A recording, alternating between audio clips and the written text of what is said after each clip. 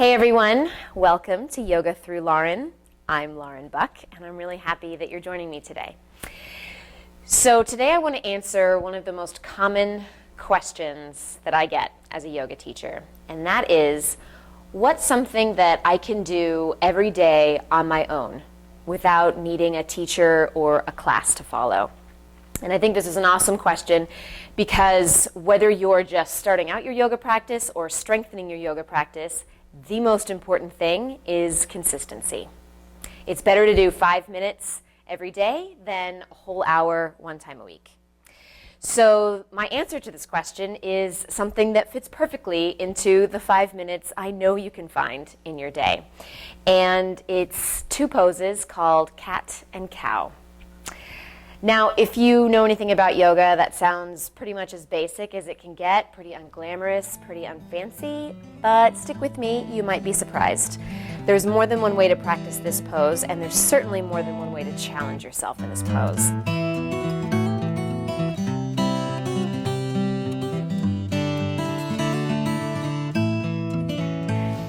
So the reason that it's so important is because if you're looking to increase flexibility in your body or your body awareness, your ability to find different parts of your body and move them with your mind, you need to start with your spine. It's going to be very difficult for you to make your hamstrings more flexible or your shoulders more flexible if your spine is inflexible. In fact, one of those trainers on The Biggest Loser, that TV show, his name is Bob something. He said, yoga is the fountain of youth. You're only as young as your spine is flexible. So practicing cat and cow is going to help you stay young and fabulous. Who doesn't want to do that? All right, so if you've been doing this a while, there's a way to practice cat and cow that will it'll like up the ante on your body awareness. There's a way to make it hard again, challenging again for yourself. And if you only have 5 minutes in your day and you don't know what to do, then cat and cow is a great place to start. If you're experienced enough that you do know what to do, wonderful, do it. So the rest of us, let's head over to the mat and see what cat and cow is all about. All right, so the most important part of any yoga pose is your foundation. Well, actually, the most important part is your breath. But speaking of your physical body, the most important part of the pose is whatever part of your body is touching the ground. So whichever part that is, you need to actively press it into the ground. And just getting good at that in cat and cow is going to help you if you've experienced pressure in your wrists or discomfort in your wrists in poses like plank or downward facing dog. Right? Work on the foundation in cat and cow, and that will help you in those other poses. So you want as wide a base of support as possible. I like to take my hand and spread it out as wide as I can get. And if you don't have a lot of flexibility in your hands, take a moment to stretch your thumb out. Feels pretty good. Just grab onto your thumb, pull it back a little, do the other one.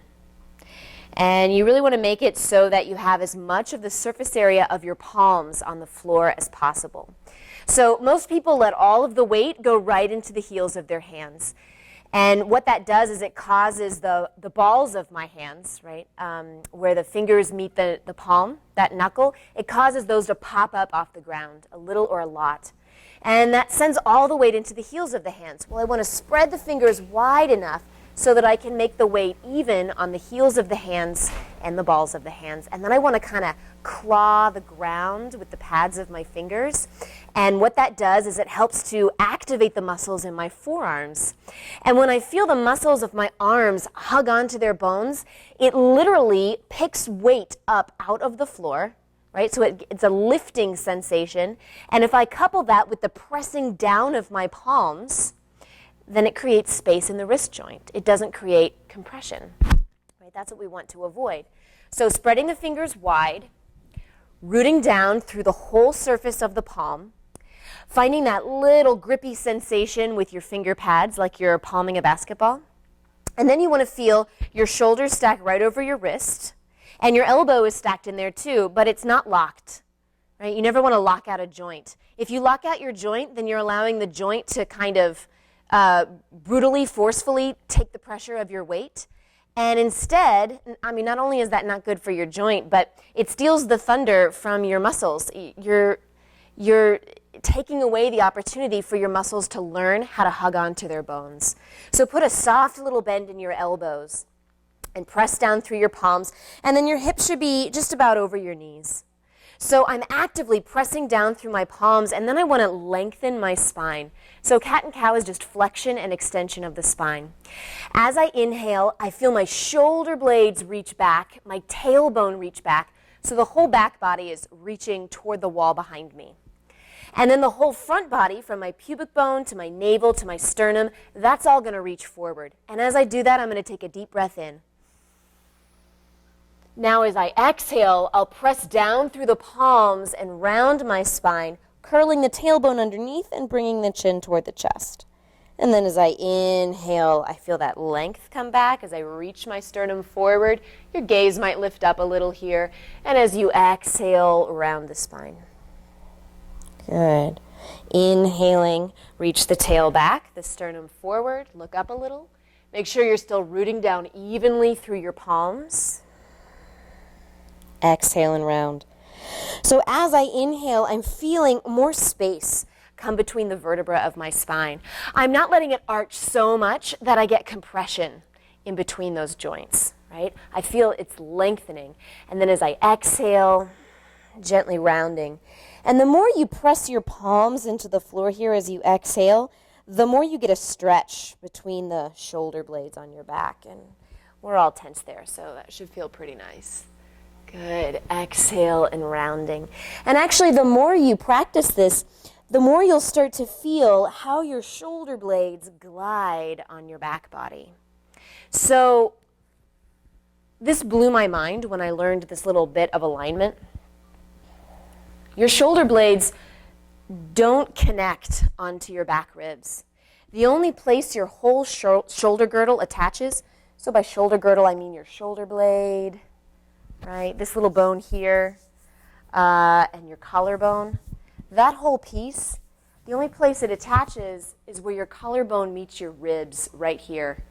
So all that stuff, all that tension and stickiness and inflexibility in that space between your shoulder blades and where your shoulder blade glides over your back ribs, that's all tension.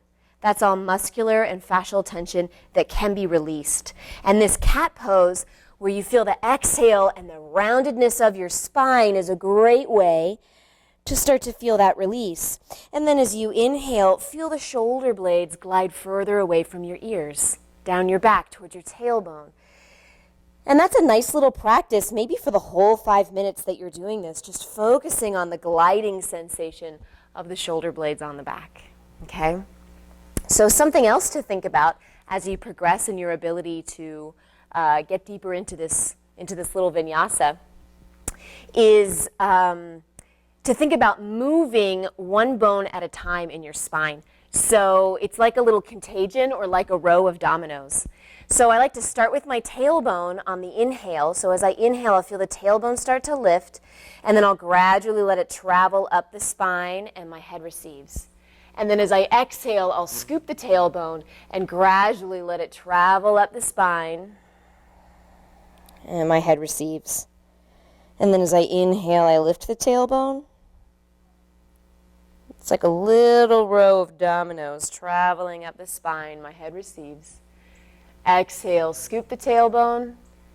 Let the head come last. It takes a lot of focus, a lot of concentration if you're not used to practicing this way.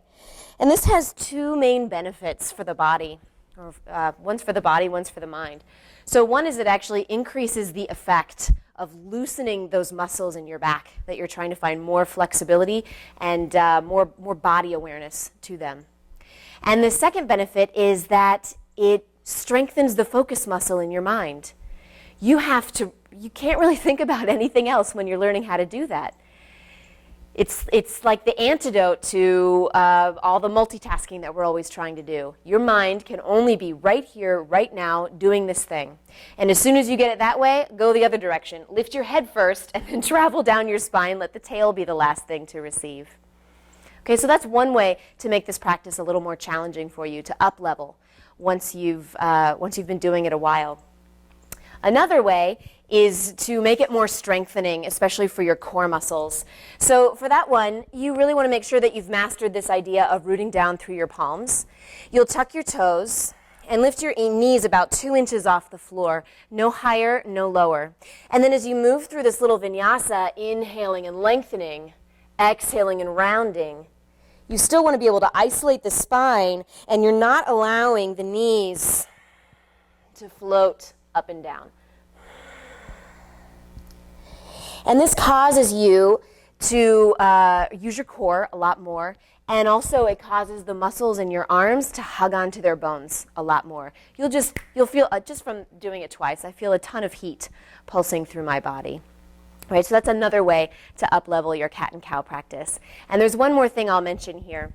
And in the beginning, it might help to use a mirror or look at yourself in like a sliding glass door or something so that you can see it happening. But what tends to happen for folks is that they're not isolating the spine.